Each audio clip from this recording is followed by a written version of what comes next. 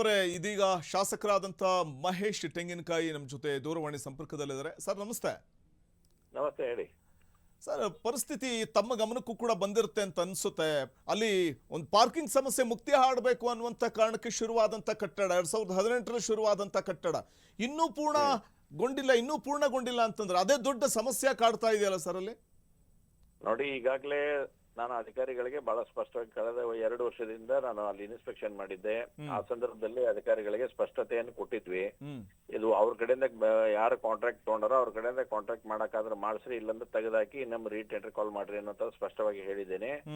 ಮತ್ತು ಅವ್ರು ಮಾಡ್ತೀನಿ ಅಂತೇಳಿ ಕಳೆದ ಸಲ ಒಪ್ಕೊಂಡಿದ್ರು. ಇವನ್ ಪುಟ್ ಪೆನಲ್ಟಿ ಕೂಡ ಅವ್ರಿಗೆ ಹಾಕೈತೆ. ಅವ್ರಿಗೆ ಯಾಕೆ ಡಿಲೇ ಆಗೈತೆ ಅಂತಕ್ಕಂಥ ಕಾರಣಕ್ಕೆ ಹೇಳೈತಿ.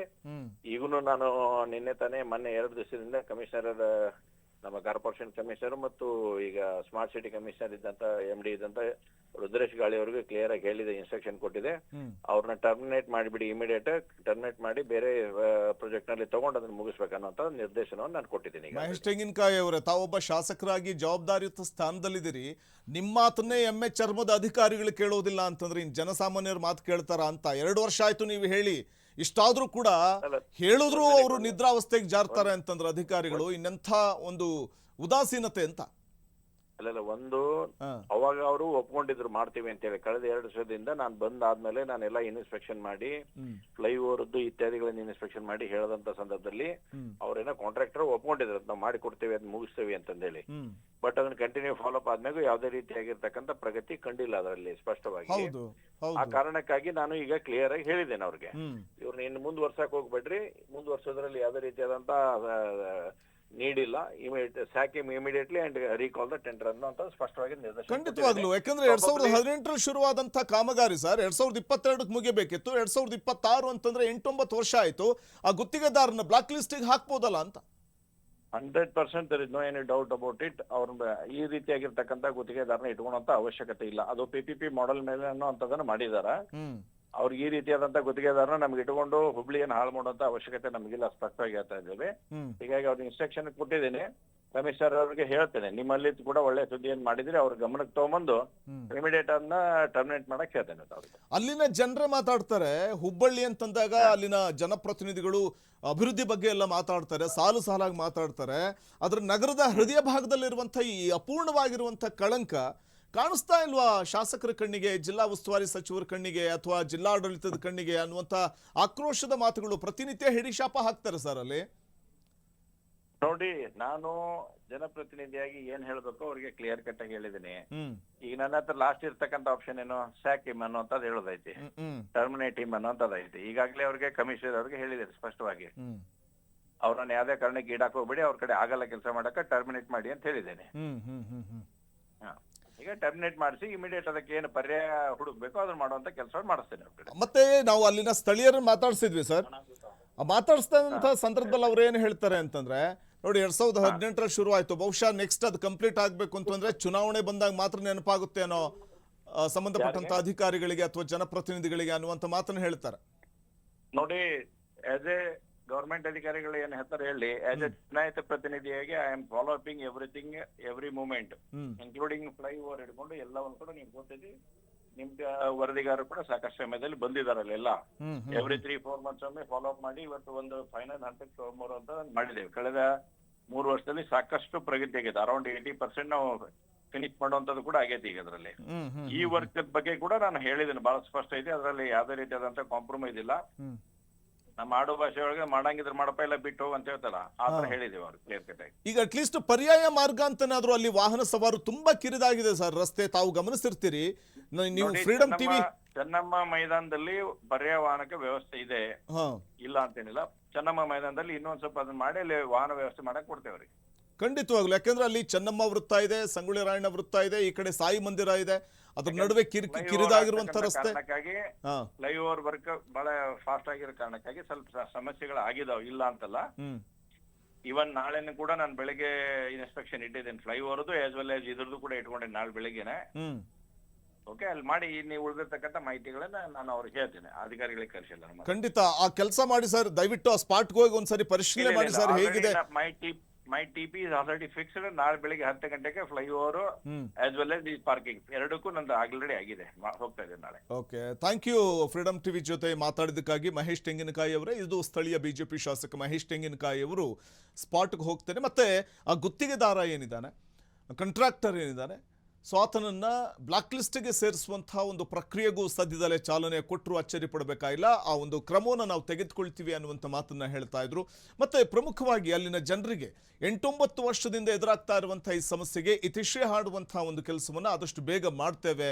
ನನ್ನ ಗಮನಕ್ಕೂ ಬಂದಿದೆ, 2 ವರ್ಷದ ಹಿಂದೆನೇ ಅಧಿಕಾರಿಗಳಿಗೂ ಕೂಡ ಈ ಸಂದರ್ಭದಲ್ಲಿ ಸೂಚನೆ ಕೊಟ್ಟರು ಕೂಡ ಅಧಿಕಾರಿಗಳು ಮೈ ಮರ್ತಿದ್ದು ಅವ್ರನ್ನ ಟರ್ಮಿನೇಟ್ ಮಾಡುವಂತೆ ಕೂಡ ಈಗಾಗಲೇ ಸೂಚನೆ ಕೊಟ್ಟಿದ್ದೀನಿ ಅನ್ನುವಂಥ ಮಾತನ್ನು ಹೇಳ್ತಾರೆ. ಯಾಕಂದರೆ ಖಂಡಿತವಾಗಲೂ ಅಲ್ಲಿ ಹುಬ್ಬಳ್ಳಿಯಲ್ಲಿ ಜನತೆ ಎದುರಿಸ್ತಾ ಇರುವಂಥ ಸಮಸ್ಯೆ ಏನಿದೆ, ಅವರ ಬವಣೆ ಏನಿದೆ, ಒಂದು ಕಡೆ ಪಾರ್ಕಿಂಗ್ ಸಮಸ್ಯೆಗೆ ಪರಿಹಾರ ನೀಡಬೇಕಾಗಿದ್ದಂಥ ಕಟ್ಟಡವೇ ದೊಡ್ಡ ಸಮಸ್ಯೆಯಾಗಿ ಪಡಂಭೂತದ ರೀತಿಯಲ್ಲಿ ಎದ್ದು ನಿಂತಿರೋದ್ರಿಂದಾಗಿ ಅಲ್ಲಿನ ಜನ ನಿತ್ಯ ನರಕಯಾತನೆ ಅನುಭವಿಸ್ತಾ ಇದ್ದಾರೆ. ನಿಮ್ಮ ಜೊತೆ ನಾವಿದ್ದೇವೆ, ನಿಮ್ಮ ಸಮಸ್ಯೆಯನ್ನು ಆಲಿಸಿ ಆ ಮೂಲಕ ನಿಮಗೆ ಪರಿಹಾರವನ್ನು ಕೊಡಿಸುವಂಥ ಒಂದು ಪ್ರಯತ್ನವನ್ನು ಫ್ರೀಡಮ್ ಟಿವಿ ಮಾಡ್ತಾ ಇರುವಂಥದ್ದು.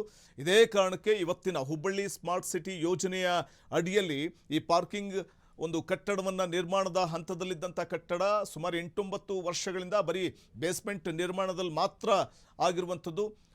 ಅದನ್ನು ಬಿಟ್ಟರೆ ಸಂಪೂರ್ಣವಾಗಿ ಕಂಪ್ಲೀಟ್ ಆಗಿ ಈ ಪಾರ್ಕಿಂಗ್ ವ್ಯವಸ್ಥೆ ಏನಿದೆ ಅದನ್ನು ಮಾಡಬೇಕಾದಂಥ ಅಥವಾ ಪೂರ್ಣಗೊಳಿಸಬೇಕಾಗಿದ್ದಂಥ ಕಟ್ಟಡ ಹಾಗೆ ಉಳಿದಿರುವಂಥ ಒಂದು ವಿಚಾರವನ್ನು ಇಟ್ಕೊಂಡೆ ನಾವು ಇವತ್ತು ಕಂಪ್ಲೇಂಟ್ ಬಾಕ್ಸಲ್ಲಿ ಬಂದಂಥ ದೂರಿನ ಅನ್ವಯ ಸುದ್ದಿಯನ್ನು ಬಿತ್ತರ ಮಾಡ್ತಿದ್ವಿ.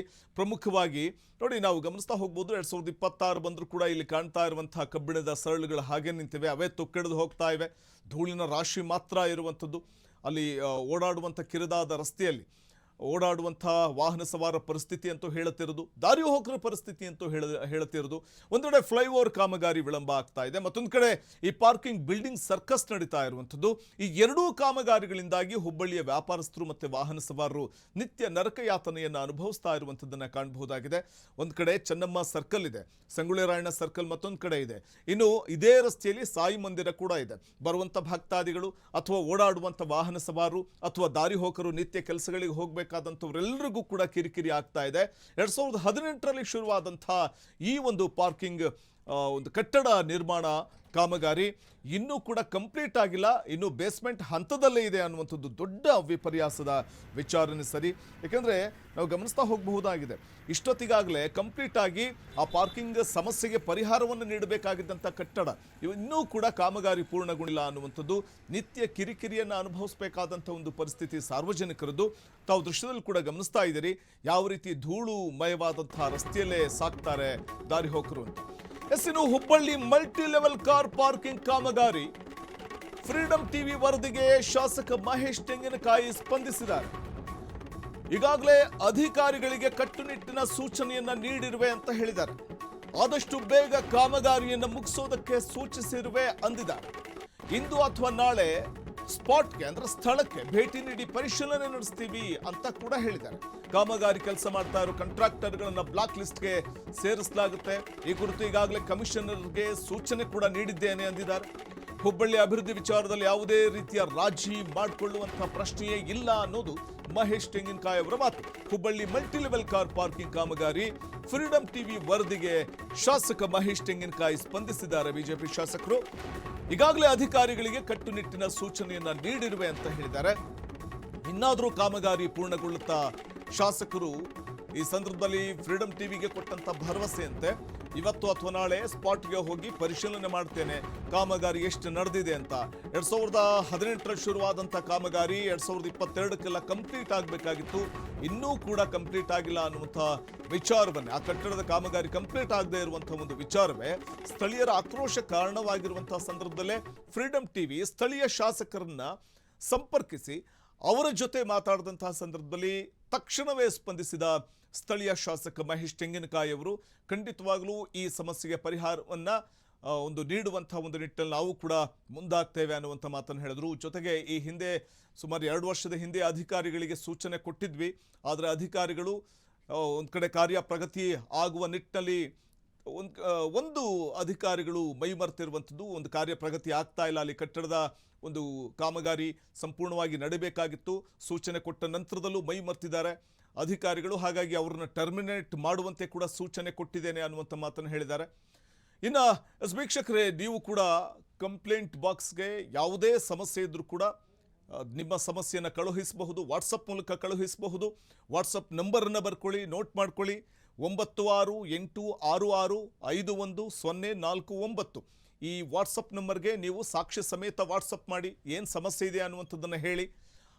ಅಕಸ್ಮಾತ್ ನೀವು ಕಚೇರಿಗೆ ಬರೋದಾದರೆ ಸ್ವಾಗತ, ಕಚೇರಿಗೆ ಬಂದು ನಿಮ್ಮ ಸಮಸ್ಯೆ ಏನಿದೆ ಅದನ್ನು ಹೇಳ್ಕೊಳ್ಬಹುದು, ಸಾಕ್ಷ್ಯ ಸಮೇತ ನಿಮ್ಮ ಸಮಸ್ಯೆಯನ್ನು ನಮಗೆ ಹೇಳ್ಕೊಳ್ಬಹುದು. ಫ್ರೀಡಮ್ ಟಿವಿಯ ಕಚೇರಿಯ ನಂಬರನ್ನು ಕೂಡ ನೋಟ್ ಮಾಡ್ಕೊಳ್ಳಿ, ಅಥವಾ ಕಚೇರಿ ಅಡ್ರೆಸ್ಸನ್ನು ನೋಟ್ ಮಾಡ್ಕೊಳ್ಳಿ. ನಂಬರ್ 71/1, 6ನೇ ಮಹಡಿ, ಬ್ರಿಗೇಡ್ ಪ್ಲಾಜಾ, SC ರಸ್ತೆ, ಆನಂದರಾವ್ ಸರ್ಕಲ್ ಹತ್ತಿರ, ಗಾಂಧಿನಗರ, ಬೆಂಗಳೂರು 560009. ಈ ಒಂದು ಅಡ್ರೆಸ್ಗೆ ನೀವು ಬಂದು ನಿಮ್ಮ ಸಮಸ್ಯೆಯನ್ನು ಅಥವಾ ಅದು ಏನಿದೆ ಅದಕ್ಕೆ ಸಂಬಂಧಪಟ್ಟಂಥ ಸಾಕ್ಷಿಗಳೇನಿದೆ ಅದನ್ನು ಕೊಟ್ಟರೆ ಖಂಡಿತವಾಗಲೂ ಕೂಡ ನಿಮ್ಮ ಸಮಸ್ಯೆಗೆ ಸ್ಪಂದಿಸುವಂತಹ ಒಂದು ಪ್ರಾಮಾಣಿಕ ಪ್ರಯತ್ನವನ್ನು ನಾವು ಮಾಡ್ತೇವೆ, ಮತ್ತು ಆ ಸಮಸ್ಯೆಯನ್ನು ತಾರ್ಕಿಕ ಅಂತ್ಯವನ್ನು ಕಾಣಿಸುವ ಮೂಲಕ ಪರಿಹಾರವನ್ನು ಕೊಡಿಸುವಂಥ ಪ್ರಯತ್ನವನ್ನು ಫ್ರೀಡಮ್ ಟಿವಿ ಮಾಡುತ್ತೆ ಅಂತ ಹೇಳಿ